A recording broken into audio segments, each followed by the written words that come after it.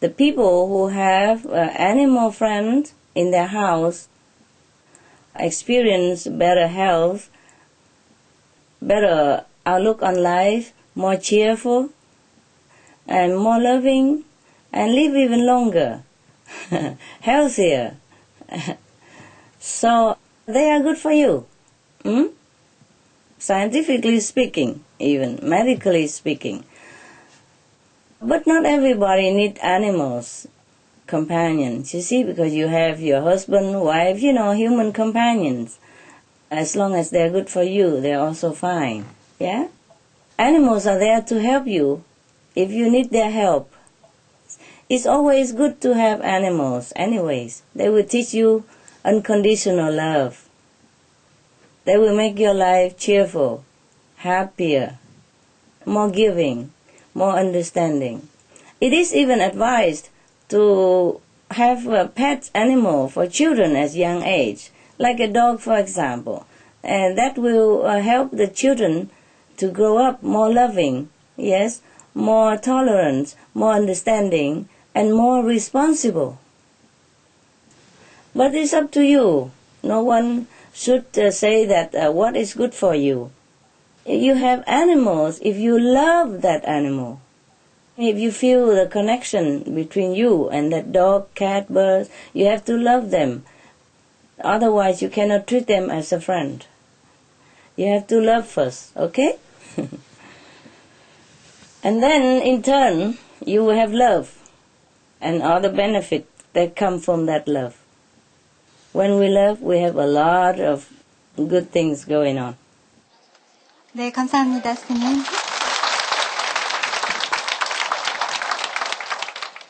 사랑하는 스승님, 저는 동물보호단체의 회장을 맡고 있습니다. 그리고 지난 서울에서의 SOS 지구온난화 국제회의 이후 그린피플이라는 새로운 채식단체를 결성하여 활발하게 움직이고 있습니다. 왜냐하면 동물들의 고통을 가장 빨리 없애는 방법은 사람들에게 채식을 권하는 것이라고 생각했기 때문입니다. 저는 스승님 덕분에 동물들이 더 높은 세계에서 오고 인간보다 NQ가 더 높은 경우가 많다는 것을 알게 되었습니다. 그런데 이 지구에서 동물들이 큰 고통을 여전히 받고 있는데요.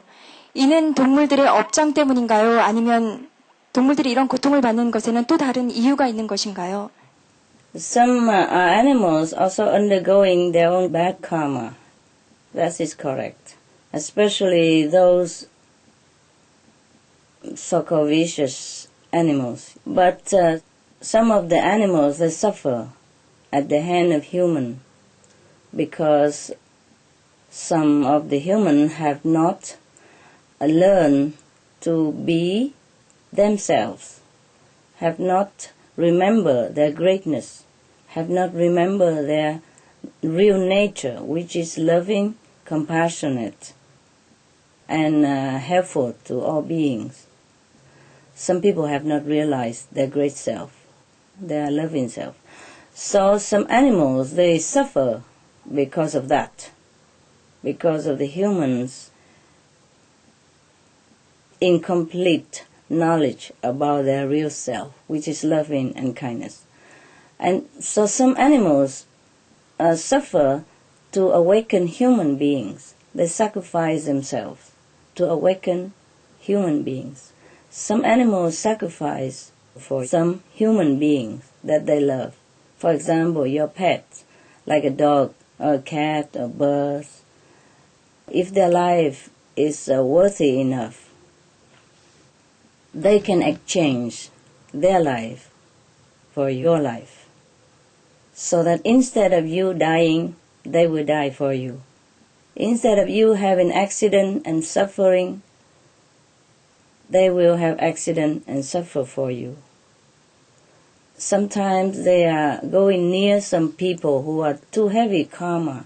They also bear or be infected by the burden of that person's bad karma.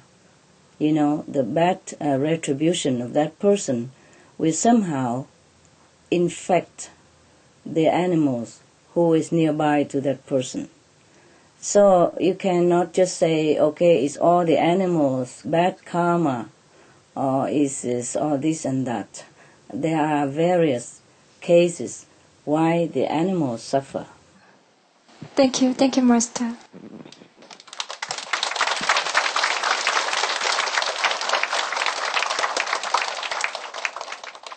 스승님께서는 우리 모두가 동물의 언어를 알아듣는다면 누구도 육식을 하지 않을 거라고 말씀하셨는데요. 어떻게 하면 인류가 동물의 언어를 이해할 수 있도록 도울 수 있는지 궁금합니다. They have to help themselves. In my 3 books, either in the birds in my life, the dogs in my life, or the noble vows, I have mentioned also a little bit how to telepathically communicate with the animals. You have to sit with your animals quietly. You know, whenever you have time to sit with them, just touch them, caress them, or just sit together quietly and try to listen inwardly what the animal tried to convey to you. Ask them if they want to tell you something. They don't always tell you something because maybe nothing to tell. Yes?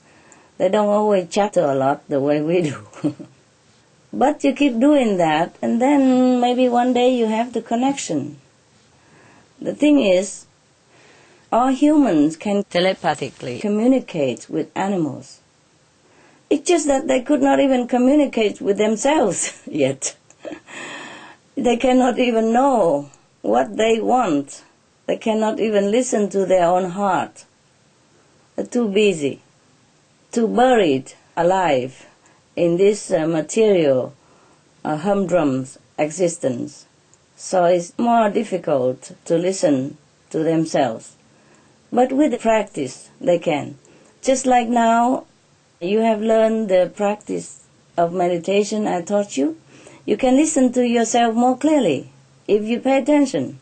Then you know really what you want, and you really know what advice you take and what direction you go. And many things in life become clearer to you because you listen to yourself, which is the great spirit within you, which is God.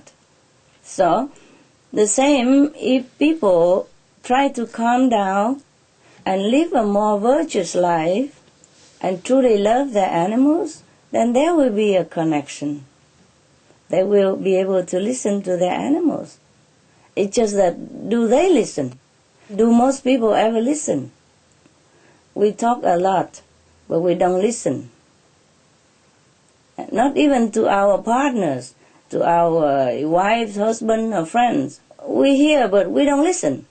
We don't try to understand what the person say. So often we do the wrong things. And not to talk about listening to the God within you. God is always there, always ready to communicate with us whenever we ask something. But do we listen? The animals sometimes want to talk to us, but do we listen? That's the thing.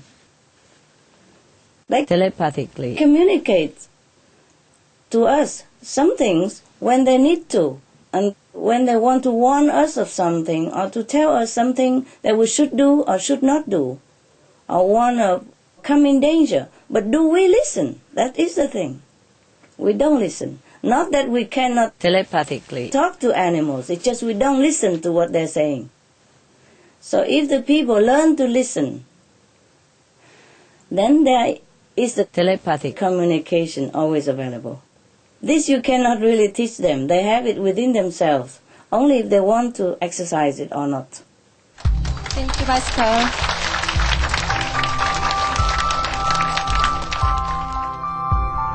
Thank you for your company for today's Between Master and Disciples here on Supreme Master Television.